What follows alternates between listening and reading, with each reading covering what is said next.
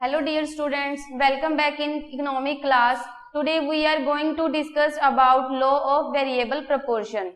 So our topic is law of variable proportion.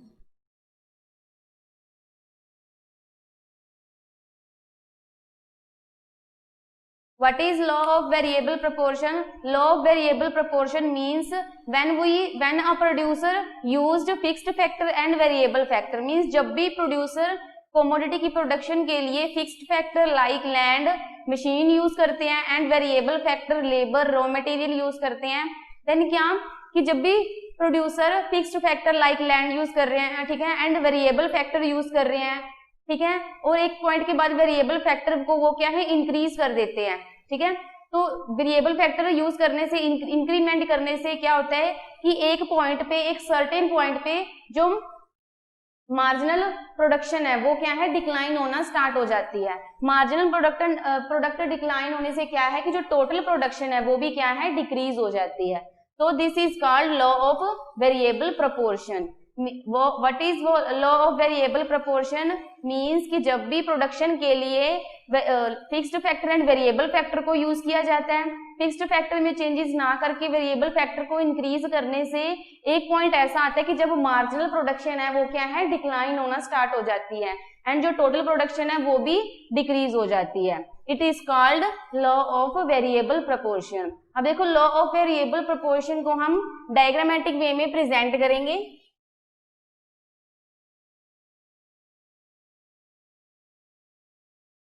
Y axis पे हम total production, average production and marginal production को denote करेंगे and x axis पे unit of labour.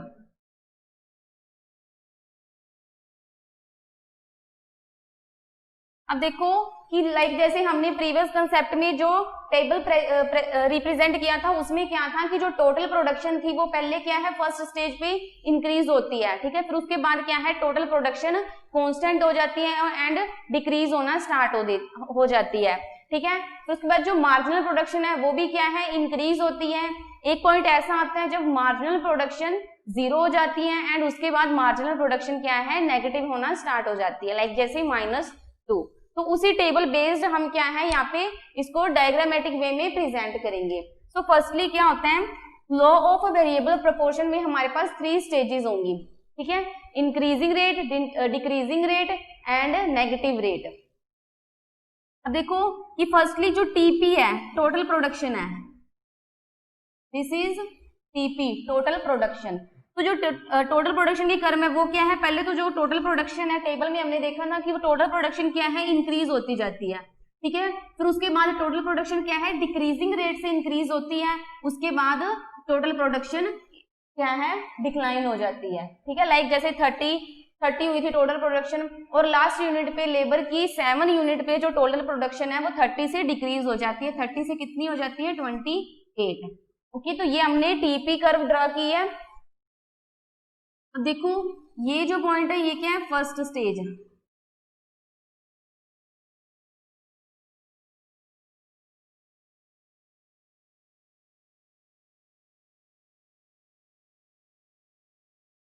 And this is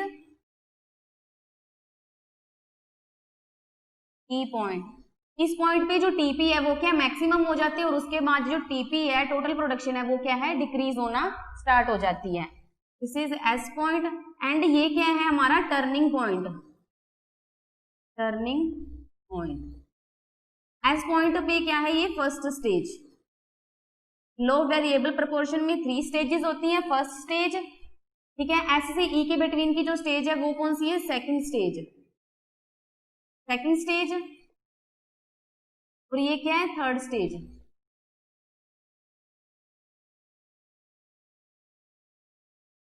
यहाँ पे हमारे पास है एल, एन एंड एम। अब हम क्या है एमपी को ड्रॉ करेंगे, मार्जिनल प्रोडक्शन को,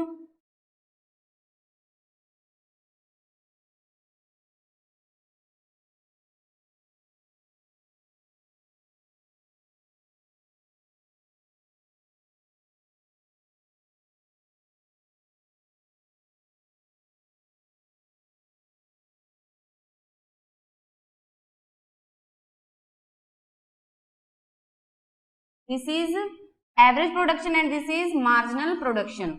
अब देखो अब डायग्रामेटिक वे में इसको समझते हैं। देखो ये जो स्टेज है O से S के बिटवीन की ये जो स्टेज है ये क्या है, first stage. S to E के बिटवीन की स्टेज सेकंड स्टेज है और उसके बाद वाली स्टेज क्या है, थर्ड। यहाँ पे देखो एक्स एक्सिस पे हमें यूनिट ऑफ लेबर प्रेजेंट की है। तो देखो कि जो OL, ठीक है, जब क्या है फर्स्ट स्टेज की बात करते हैं तो देखो OL unit of labour use करने से, ठीक है, OL यूनिट, ये तो जस्ट टर्निंग पॉइंट की लाइन दी हुई है, ये मेन लाइन आपकी। OL unit of labour use करने से क्या है कि जो टोटल प्रोडक्शन है वो इंक्रीजिंग रेट से इंक्रीज होती है, ठीक है, मतलब कि टोटल प्रोडक्शन इंक्रीज होती जाती है, ठीक है। एंड जो एवरेज मार्जिनल प्रोडक्शन है वो फर्स्टली पहले क्या है, एवरेज प्रोडक्शन से ज्यादा इंक्रीज होती है, ठीक है। And L unit of labour पे जो marginal production and average production वो दोनों क्या है, एक दूसरे को इस पॉइंट पे कट करती है। लाइक अगर इसे हम P का नेम देते हैं, क्लियर है। तो फर्स्ट स्टेज में क्या होता है कि जो टोटल प्रोडक्शन है वो भी इंक्रीज होती है, मार्जिनल प्रोडक्शन है वो भी एवरेज प्रोडक्शन से इंक्रीज होती है, और उसके बाद average production and marginal production एक दूसरे को P पॉइंट पर कट करती है। यहाँ पर जो average production and marginal production है वो क्या है, इक्वल है। तो ये है हमारी फर्स्ट स्टेज, क्लियर है। तो इस स्टेज को हम क्या कहते हैं, stage of increasing rate. First stage is called stage of increasing rate.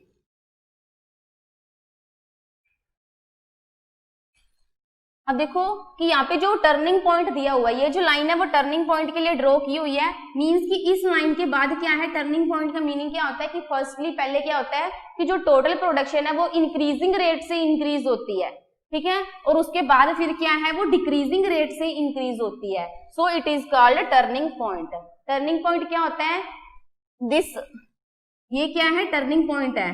Means ये क्या शो कर रहा है कि फर्स्टली तो जो टोटल प्रोडक्शन है वो इंक्रीजिंग रेट से इंक्रीज होती है, बट बाद में क्या है, टोटल प्रोडक्शन डिक्रीजिंग रेट से इंक्रीज होती है। So it is called turning point. इसीलिए ये जो लाइन है वो ड्रॉ की गई है टर्निंग पॉइंट के लिए। एंड जो फर्स्ट स्टेज है वो हमारी कहाँ पे है, यहाँ पे एस पॉइंट पे। तो फर्स्ट स्टेज पे क्या है, टोटल प्रोडक्शन भी इंक्रीज हो रही है, average production and marginal production भी इंक्रीज हो रही है, बट जो एवरेज प्रोडक्शन के कंपेयर में देखिए तो जो मार्जिनल प्रोडक्शन है वो क्या है, ज्यादा इंक्रीज हो रही है। तो इसे क्या कहते हैं, पॉइंट ऑफ इन्फ्लेक्शन, बिकॉज यहाँ पे जो मार्जिनल प्रोडक्शन है वो एवरेज प्रोडक्शन से ज्यादा इंक्रीज हो रही है। पॉइंट ऑफ इन्फ्लेक्शन मींस जब जो मार्जिनल प्रोडक्शन है वो मैक्सिमम होती है, क्लियर है। अब देखो ये तो हमने देखा फर्स्ट स्टेज, ठीक है। So first stage is called stage of increasing rate, clear है, बिकॉज यहाँ पे टीपी, एमपी एंड एपी तीनों क्या है, इंक्रीज हो रही है। फिर देखो सेकंड स्टेज, सेकंड स्टेज कौन सी है, S to E के बिटवीन। S to E के बिटवीन की जो स्टेज है वो क्या है, सेकंड स्टेज। अब देखो यहाँ पे OL unit of labour use करके लैंड हमारे पास क्या थी, प्रोड्यूसर के पास कांस्टेंट फैक्टर था, ठीक है, फिक्स्ड फैक्टर था जिसमें कोई चेंजेस नहीं हो रहे थे। लैंड 5 फैक्टर यूज हो रही थी, ठीक है। बट देखो लेबर का साइज जब इंक्रीज किया, OL किया, ठीक है, तब टोटल प्रोडक्शन इंक्रीज हुई। उसके बाद देखो सेकंड स्टेज पे अगर लैंड का साइज क्या है, फिक्स्ड है, 5 हेक्टेयर लैंड यूज कर रहे हैं और लेबर पहले OL unit of labour use कर रहे थे, बट अगर लेबर की जो नंबरिंग है वो इंक्रीज कर दी जाए, OL से ON लेबर यूज करें, ON लेबर का यूज करेगा प्रोड्यूसर, और लैंड क्या है, फिक्स्ड है, 5 हेक्टेयर लैंड पे ON लेबर का यूज करेगा, तो इससे क्या होगा कि लैंड पे जो लेबर का बर्डन है वो इंक्रीज हो जाएगा, जिसका इफेक्ट क्या है, आउटपुट पे पड़ता है। तो देखो ON यूनिट ऑफ लेबर से क्या है कि जो प्रोडक्शन तो इंक्रीज हो जाएगी, ठीक है, जो प्रोडक्शन है वो इंक्रीज होगी। देखो S से E पॉइंट तक जो प्रोडक्शन है वो क्या है, इंक्रीज होती है, और यहाँ पे जो प्रोडक्शन इंक्रीज हो रही है वो किस रेट से इंक्रीज हो रही है, डिक्रीजिंग रेट से। फर्स्ट स्टेज में तो जो टोटल प्रोडक्शन है वो इंक्रीजिंग रेट से इंक्रीज हो रही थी, बट यहाँ पे जाके देखो जो इसकी कर्व की लाइन देखो कैसे शो की हुई है, देखो कि जो ये एस पॉइंट के बाद जो टोटल प्रोडक्शन है वो इंक्रीज तो हो रही है बट डिक्रीजिंग रेट से इंक्रीज हो रही है, ठीक है। बिकॉज ऐसा क्यों है, क्योंकि फिक्स्ड फैक्टर पे जो वेरिएबल फैक्टर है यूनिट ऑफ लेबर उसके साइज को इंक्रीज कर दिया है, ठीक है, जिसकी वजह से लैंड पे जो बर्डन है लेबर्स का वो क्या है, इंक्रीज हो गया है। तो इसीलिए जो टीपी है वो क्या है, ई पॉइंट तक मैक्सिमम हो जाती है, उसके बाद क्या है वो डिक्रीज होना स्टार्ट हो जाती है, क्लियर है? तो मतलब ई पॉइंट पे क्या है कि जो टोटल प्रोडक्शन है वो डिक्रीजिंग रेट से इंक्रीज हो रही है, ठीक है, एंड जो मार्जिनल प्रोडक्शन है, ठीक है, वो क्या है, जीरो हो जाती है। सेकंड स्टेज पे मार्जिनल प्रोडक्शन देखो यहाँ पे जीरो हो जाती है एंड पॉइंट पे, ठीक है, एंड एवरेज प्रोडक्शन है वो भी क्या है, डिक्रीज होना स्टार्ट हो जाती है। तो जो सेकंड स्टेज है उसे क्या कहते हैं, stage of decreasing rate.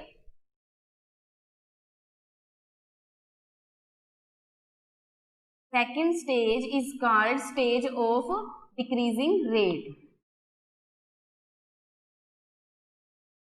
Stage of decreasing rate. Decreasing rate because यहाँ पे क्या है, टोटल प्रोडक्शन इंक्रीज होती है ई पॉइंट तक, बट वो भी क्या है, डिक्रीजिंग रेट से इंक्रीज होती है, एंड जो एमपी है वो क्या है, जीरो हो जाती है, एंड एपी भी डिक्रीज हो जाती है। सो second stage is called stage of decreasing rate. और जो थर्ड स्टेज है, थर्ड स्टेज में क्या होता है कि जो टोटल प्रोडक्शन है ई पॉइंट के बाद क्या है, डिक्रीज होना स्टार्ट हो जाती है, ठीक है, एंड जो एवरेज प्रोडक्शन है वो भी डिक्रीज हो जाती है, एंड जो एमपी है वो क्या है, जीरो थी और डिक्रीज होकर वो क्या होती है, नेगेटिव हो जाती है। सो इसीलिए जो थर्ड स्टेज होती है उसे हम क्या कहते हैं, नेगेटिव स्टेज। क्लियर है? नेगेटिव स्टेज क्यों, बिकॉज यहाँ पे जो एमपी है वो क्या है, नेगेटिव में चली जाती है। जैसे कि हमने टेबल में देखा था, तो जो एमपी है वो क्या है, जीरो के बाद -2 हो जाती है, नेगेटिव में चली जाती है। तो थर्ड स्टेज को नेगेटिव स्टेज बोलते हैं बिकॉज यहाँ पे टोटल प्रोडक्शन भी डिक्रीज हो जाती है, एवरेज प्रोडक्शन भी डिक्रीज होती है, एंड जो मार्जिनल प्रोडक्शन है वो क्या है, नेगेटिव हो जाती है। अब देखो जो एवरेज प्रोडक्शन है वो कभी भी नेगेटिव नहीं होती, जो मार्जिनल प्रोडक्शन है वो ही नेगेटिव हो सकती है, but average production, total production कभी भी नेगेटिव नहीं होती। तो ये था लॉ ऑफ वेरिएबल प्रोपोर्शन, जिसमें हमने 3 stages, first stage, second stage and third stage के बारे में डिस्कस किया, ठीक है। अब देखो जो नेक्स्ट टॉपिक है वो है ऑप्टिमम स्टेज ऑफ प्रोडक्शन। मतलब कि फर्स्ट, सेकंड एंड जो थर्ड स्टेजेस हमने की है, इसमें से प्रोड्यूसर के लिए सबसे बेस्ट स्टेज कौन सी है, फर्स्ट स्टेज सबसे बेस्ट है, सेकंड है या थर्ड है? Optimum stage of production.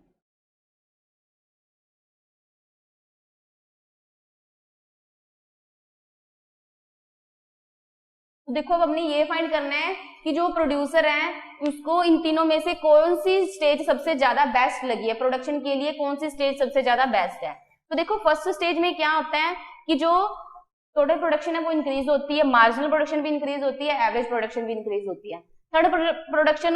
Third stage है वो तो बेस्ट है नहीं, बिकॉज इन थर्ड स्टेज में क्या है, जो तीनों प्रोडक्शन है टीपी, एमपी एंड एपी, ये तीनों ही क्या है, डिक्रीज हो जाती है, नेगेटिव हो जाती है, ठीक है। अब देखो जो सेकंड स्टेज है, सेकंड स्टेज में क्या है, टोटल प्रोडक्शन मैक्सिमम ई पॉइंट तक हो जाती है, बिकॉज देखो फर्स्ट स्टेज पे क्या है, जब OL unit of labour use करता है प्रोड्यूसर, तो देखो ओ एस पॉइंट तक प्रोडक्शन होती है, इंक्रीज होती है, ठीक है। बट प्रोड्यूसर क्या है, मैक्सिमम और ज्यादा से ज्यादा प्रोडक्शन करना चाहता है प्रॉफिट गेन करने के लिए।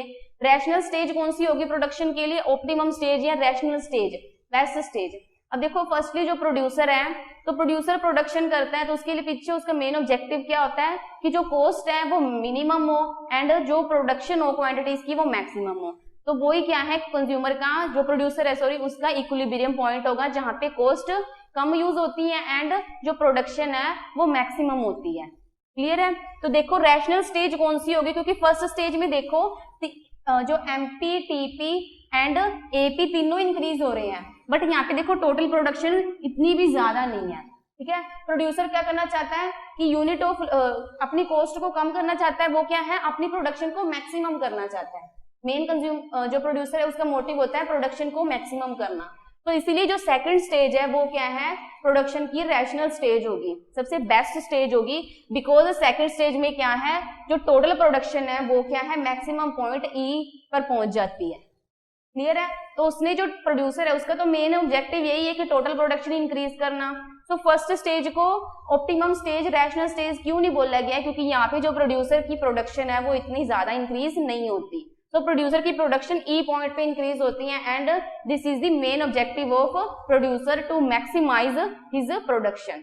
क्योंकि हर एक प्रोड्यूसर का यही एम होता है, ऑब्जेक्टिव होता है कि वो अपनी प्रोडक्शन को मैक्सिमाइज करे। So second stage is the optimum और rational stage of production. Clear है?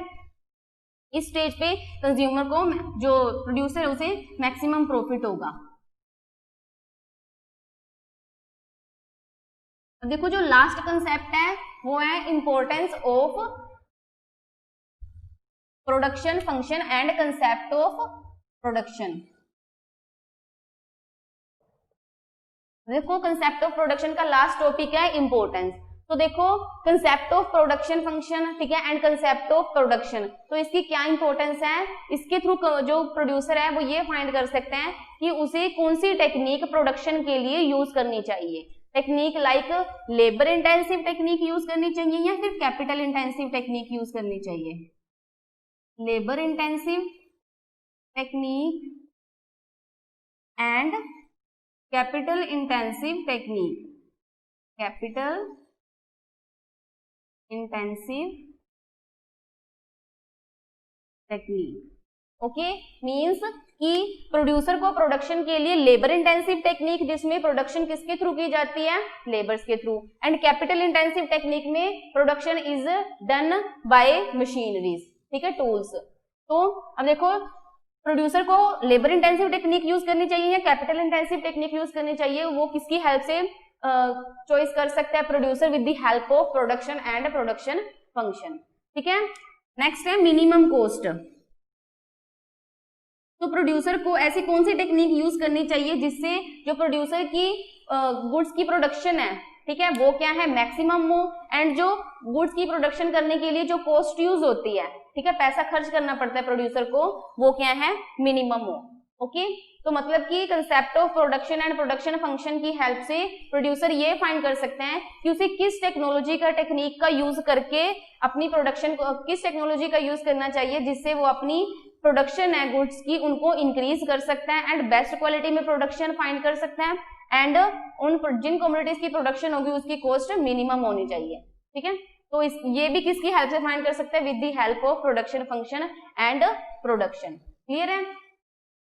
नेक्स्ट क्या है कि कंज्यूमर को कितनी क्वांटिटी में प्रोडक्शन करनी चाहिए, मतलब कि कोई भी कमोडिटी की कितनी प्रोडक्शन उसे करनी चाहिए, तो वो भी क्या है? वो कंसेप्ट ऑफ प्रोडक्शन की हेल्प से वो फाइंड कर सकते हैं कि कंज्यूमर अगर ज्यादा से भी ज्यादा प्रोडक्शन करने की वो अगर डिजायर रखता है तो क्या होता है कि उसे लॉस फेस करना पड़ता है, ठीक है। अब देखो कि production function and concept of production की हेल्प से क्या है, कंज्यूमर को ये फाइंड हो जाएगा कि उसे मैक्सिमम प्रोडक्शन कितनी करनी चाहिए जिससे क्या है उसे लॉस ना हो किसी भी तरह का। तो ये सब कुछ क्या है कि कंज्यूमर को कौन सी टेक्निक यूज करनी चाहिए, क्या वो टेक्नोलॉजी यूज करे जिससे मिनिमम कॉस्ट उसे यूज करनी पड़े एंड जो टोटल ऑफ प्रोडक्शन है वो मैक्सिमम हो, ठीक है, एंड उसे जो प्रोडक्शन है, ठीक है, वो कितनी क्वांटिटी में करनी चाहिए ताकि उसे मैक्सिमम प्रॉफिट हो, इक्विलिब्रियम पॉइंट प्रोवाइड हो जाए। तो ये क्या है? Importance of production and production function. तो देखो कि अगर कंज्यूमर मैक्सिमम प्रोडक्शन करेगा, ठीक है, उसे पता लग जाएगा कि उसे कितनी प्रोडक्शन करनी चाहिए। तो मैक्सिमम प्रोडक्शन होने से क्या है कि हमारी कंट्री में जो नेशनल इनकम है, पर कैपिटा इनकम है, उसका लेवल इंक्रीज होगा, बिकॉज नेशनल इनकम को हम प्रोडक्शन ऑफ गुड्स से ही फाइंड करते हैं, कैलकुलेट करते हैं। तो प्रोडक्शन इंक्रीज होने से national income and per capita income increase होगी एंड इससे क्या है कि जो इकोनॉमिक प्रोस्पेरिटी है एंड डेवलपमेंट है वो भी इंक्रीज हो जाएगी। तो ये था हमारा चैप्टर 7 कंसेप्ट ऑफ प्रोडक्शन का लास्ट टॉपिक। और अब हम क्या है जो नेक्स्ट चैप्टर है 8th कंसेप्ट ऑफ कॉस्ट, उसके बारे में डिस्कस करेंगे।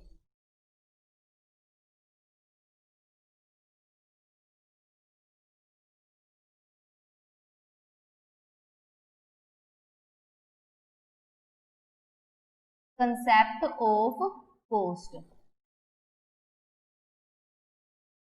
अब देखो कंसेप्ट ऑफ कॉस्ट के बारे में हमने देखना कि कॉस्ट क्या होती है। फर्स्टली कोई भी प्रोड्यूसर प्रोडक्शन करता है देन उसके लिए वो क्या है? फैक्टर्स ऑफ प्रोडक्शन यूज करते हैं। Factors of production means like जैसे land, labour, capital, management and technology and entrepreneurship. तो किसी भी प्रोड्यूसर ने प्रोडक्शन करनी है देन वो फैक्टर्स ऑफ प्रोडक्शन यूज करेगा। Without factors of production of goods is not possible. मतलब कि अगर फैक्टर्स ऑफ प्रोडक्शन यूज नहीं करता प्रोड्यूसर देन क्या है? गुड्स की प्रोडक्शन पॉसिबल नहीं है। क्लियर है? तो फर्स्टली देखो जो प्रोड्यूसर है वो उसका जो मेन मोटिव क्या होता है कि ज्यादा से ज्यादा प्रॉफिट गेन करना, ठीक है, मैक्सिमम प्रोडक्शन करना एंड कम कॉस्ट को यूज करना ताकि उसे मैक्सिमम प्रॉफिट प्रोवाइड हो। तो फर्स्टली इस चैप्टर में कॉस्ट ऑफ प्रोडक्शन में हम जो फर्स्टली कॉस्ट का मीनिंग क्या होता है उसके बारे में देखेंगे। तो our topic is meaning of cost. What is cost? When the expenditure of a firm, when the expenditure of a firm on the input for the production or output is known as cost। तो देखो what is mean by cost. Cost का meaning क्या होता है? When the expenditure of a firm on the input for the production और output is known as cost. Cost क्या होती है कि जब भी प्रोड्यूसर को क्या है एक्सपेंडिचर करना पड़ता है, ठीक है, कोई भी फर्म क्या है एक्सपेंडिचर करती है, खर्च करती है किन पे? इनपुट्स पे। Inputs means factors of production, land, labour, capital, ठीक है। तो जब भी कोई firm factors of production input पे एक्सपेंडिचर करती है, क्यों करती है? प्रोडक्शन के लिए। Production means goods and services की प्रोडक्शन के लिए, आउटपुट के लिए। आउटपुट क्या होती है? प्रोडक्शन होती है, ठीक है। तो कोई भी फर्म जब भी प्रोडक्शन के लिए फैक्टर्स ऑफ प्रोडक्शन पे पैसा खर्च करती है तो उसे हम क्या कहते हैं? कॉस्ट। कॉस्ट क्या होती है कि प्रोडक्शन के लिए फैक्टर्स ऑफ प्रोडक्शन पे जितनी भी इनकम, जितना भी पैसा क्या है एक्सपेंड किया जाता है, खर्च किया जाता है, वो क्या होती है? कॉस्ट। क्लियर है मीनिंग ऑफ कॉस्ट? अब देखो जो कॉस्ट है उसको 3 कैटेगरीज में डिवाइड किया गया, क्लासिफाई किया गया है।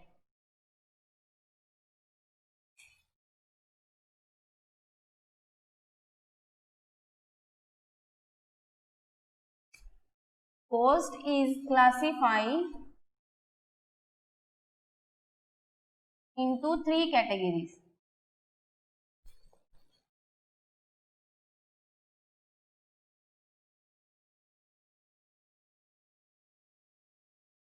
First category social cost,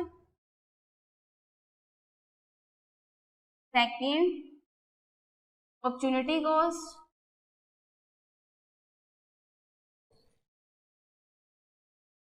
and last third monetary cost।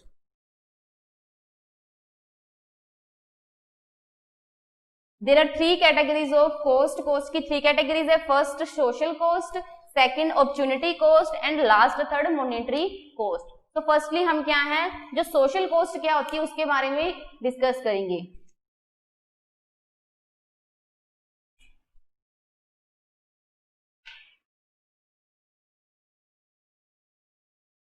It includes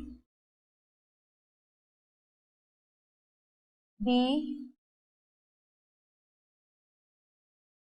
difficulties and problems borne by society is called social cost। अब देखो सोशल कॉस्ट क्या होती है? It include the difficulties and problem borne by society. Borne mean face की जाती है। अब देखो जब भी प्रोडक्शन की वजह से क्या है सोसाइटी को, ठीक है, प्रॉब्लम्स या डिफिकल्टीज को फेस करना पड़ता है, वो क्या होती है? Social cost. अब देखो लाइक जैसे कि सोशल कॉस्ट की हम एग्जांपल लेते हैं। फॉर एग्जांपल कोई भी प्रोड्यूसर प्रोडक्शन करता है, ठीक है, प्रोडक्शन के लिए वो मशीनरी वगैरह का यूज करता है, ठीक है, तो उस मशीनरी की जो भी नॉइज होती है, ठीक है, smoke due to pollution, loss due to pollution, loss of health etcetera. अब देखो सोशल कॉस्ट कौन सी होती है? जो सोसाइटी को फेस करनी पड़ती है, ठीक है, लाइक जैसे कि नॉइज। जब भी प्रोड्यूसर कोई भी प्रोडक्शन करता है कमोडिटीज की, तो इंडस्ट्री में प्रोडक्शन करने से क्या है कि जो भी स्मोक इंडस्ट्रीज में से निकलती है या फिर नॉइज होती है, मशीनरी वगैरह की वजह से नॉइज होती है, तो वो पूरी सोसाइटी को फेस करनी पड़ती है। जिस सोसाइटी में इंडस्ट्रीज होती हैं तो इंडस्ट्री की वजह से, इंडस्ट्री में जो भी प्रोडक्शन होती है तो उसकी वजह से जो भी पोल्यूशन क्रिएट होता है, ठीक है, तो उसका सीधा इफेक्ट किस पे पड़ता है? सोसाइटी पे, ठीक है, लोगों पे इफेक्ट पड़ता है, ठीक है। लॉस ऑफ हेल्थ, कुछ पर्सन की हेल्थ को बुरा इफेक्ट डालती है वो, ठीक है। एंड स्मोक निकलती है जो भी इंडस्ट्रीज से, नॉइज वगैरह, तो ये जो सब क्या है? एग्जांपल है सोशल कॉस्ट की। बिकॉज कभी भी जब भी प्रोडक्शन की जाती है तो पोल्यूशन की वजह से, स्मोकिंग की वजह से, नॉइज की वजह से जो सोसाइटी है उसकी हेल्थ पे बुरा इफेक्ट पड़ता है। ये सब प्रॉब्लम्स किसको फेस करनी पड़ती है? सोसाइटी को फेस करनी पड़ती है। तो it is called social cost. But जो सोशल कॉस्ट है इसको हम कॉस्ट में इंक्लूड नहीं कर सकते, बिकॉज सोशल कॉस्ट को हम एग्जैक्टली फाइंड नहीं कर सकते कि जो कंज्यूम पीपल है उनको कितना लॉस हुआ है क्वांटिटी में, उसके बारे में हम एग्जैक्ट बता नहीं सकते। सो इसीलिए जो क्या है, सोशल कॉस्ट को कॉस्ट में इंक्लूड नहीं किया जाता, ठीक है। जस्ट ये बताने के लिए कि सोशल कॉस्ट क्या होती है। कॉस्ट में हम क्या है, नंबर्स की फॉर्म में लेते हैं, बिकॉज हमने प्रोड्यूसर के प्रॉफिट को देखना है। तो प्रॉफिट के लिए कंज्यूमर के पास, कंज्यूमर जितनी भी कॉस्ट लगा, मतलब पैसा खर्च करेगा प्रोडक्शन के लिए, तो उसको हम क्वांटिटी में मेजर करते हैं, ठीक है, 10,000, 20,000, 15,000 ऐसे। तो सोशल कॉस्ट को क्या होता है, हम इसको एग्जैक्टली फाइंड नहीं कर सकते। क्लियर है? अब देखो जो नेक्स्ट कॉस्ट है वो कौन सी होती है? Opportunity cost.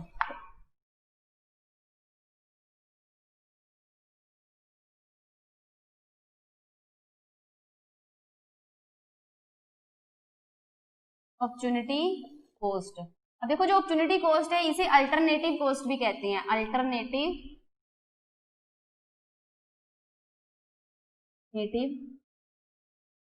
Cost. Opportunity cost क्या होती है कि जब भी प्रोड्यूसर को किसी एक कमोडिटी की प्रोडक्शन करने के लिए, ठीक है, किसी एक कमोडिटी, फर्स्टली अपॉर्चुनिटी कॉस्ट क्या होती है? किसी एक कमोडिटी की प्रोडक्शन करने की जो अपॉर्चुनिटी कॉस्ट है वो सेकंड कमोडिटी की जो भी क्वांटिटी को सैक्रिफाइस किया गया है वो होती है अपॉर्चुनिटी कॉस्ट। अब देखो अपॉर्चुनिटी कॉस्ट आपको एग्जांपल से क्लियर होगी। फॉर एग्जांपल देखो जैसे कि एक्स कमोडिटी है एंड वाई कमोडिटी है। अब देखो जो फैक्टर्स ऑफ प्रोडक्शन है उनके अल्टरनेटिव यूजेस होते हैं, ठीक है, बिकॉज फैक्टर्स ऑफ प्रोडक्शन को हम क्या है, एक कमोडिटी की प्रोडक्शन के लिए यूज नहीं करते हैं। लाइक जैसे लेबर यूज कर रहे हैं, कैपिटल यूज कर रहे हैं, तो हम ओनली वन कमोडिटी की प्रोडक्शन के लिए तो यूज नहीं करते, ठीक है।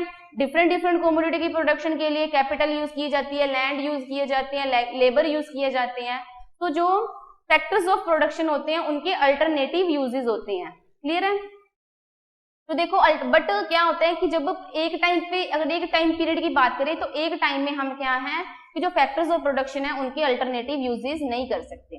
वैसे तो अगर हम देखें फैक्टर्स ऑफ प्रोडक्शन के अल्टरनेटिव यूजेस होते हैं, बट एक पर्टिकुलर टाइम पीरियड की बात करें तो उस टाइम पे फैक्टर्स ऑफ प्रोडक्शन के अल्टरनेटिव यूज नहीं होते, ठीक है। बिकॉज देखो 5 लेबर है, एक्स कमोडिटी की प्रोडक्शन करनी है एंड वाई कमोडिटी की प्रोडक्शन करनी है। तो जो फैक्टर्स ऑफ प्रोडक्शन है प्रोड्यूसर उसे क्या है, फर्स्टली एक ही कमोडिटी की प्रोडक्शन के लिए यूज कर सकते हैं, या तो वो एक्स कमोडिटी की प्रोडक्शन करने के लिए यूज कर सकते हैं या फिर वाई कमोडिटी की प्रोडक्शन करने के लिए यूज कर सकता है। फॉर एग्जांपल देखो अगर प्रोड्यूसर ने 10 क्वांटिटीज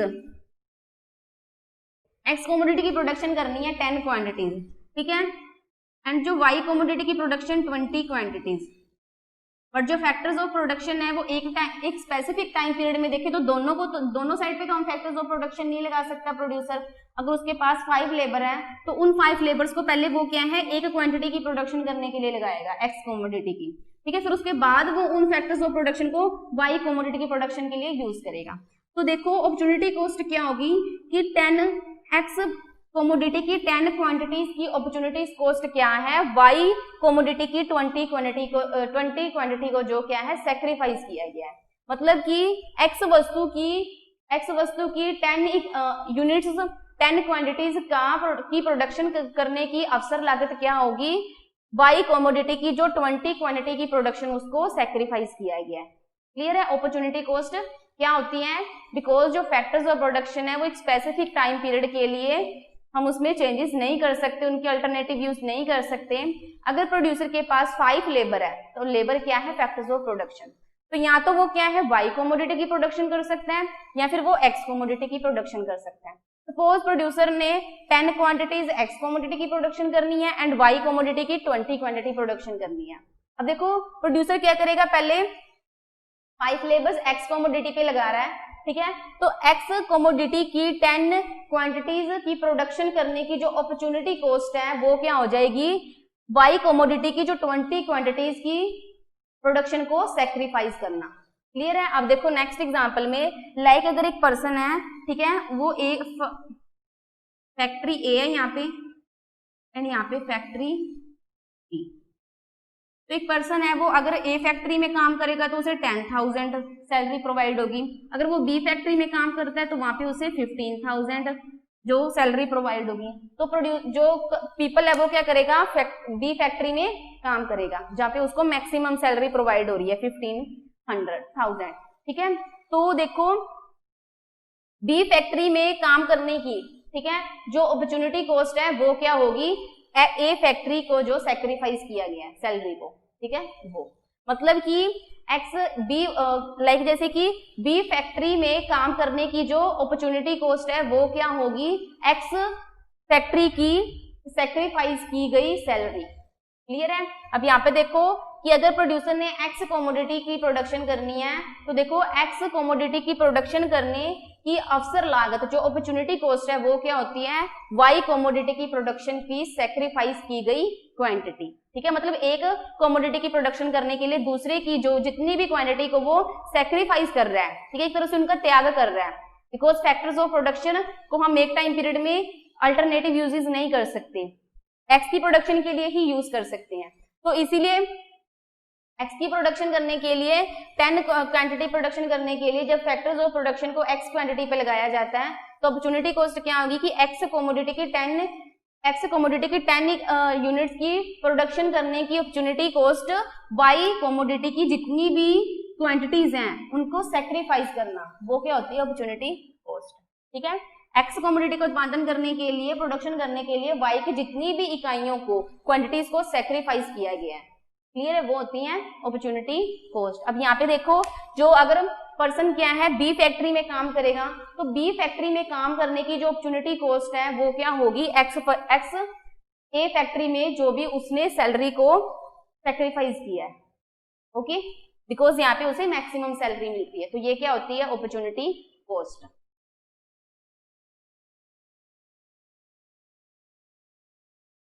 तो देखो जो नेक्स्ट कॉस्ट है वो कौन सी होती है, मॉनेटरी कॉस्ट।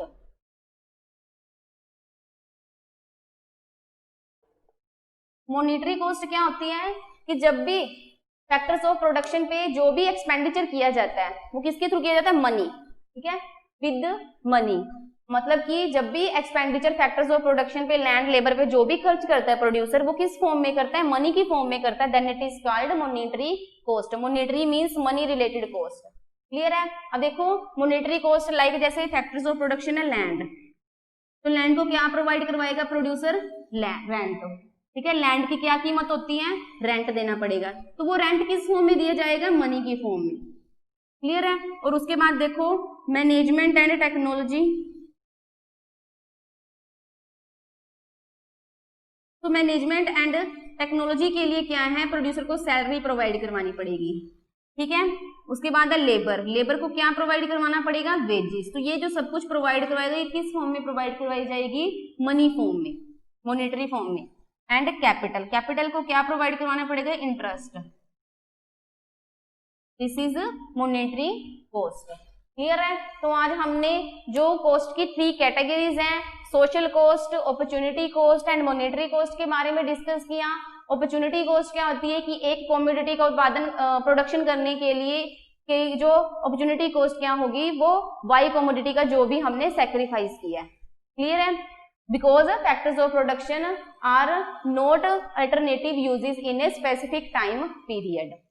एंड नेक्स्ट है मॉनेटरी कॉस्ट। तो आज हमने जो कैटेगरीज हैं कॉस्ट की उनके बारे में डिस्कस किया। नेक्स्ट टॉपिक में हम जो टाइप्स है कॉस्ट की, explicit cost and implicit cost, उसके बारे में डिस्कस करेंगे। Thank you.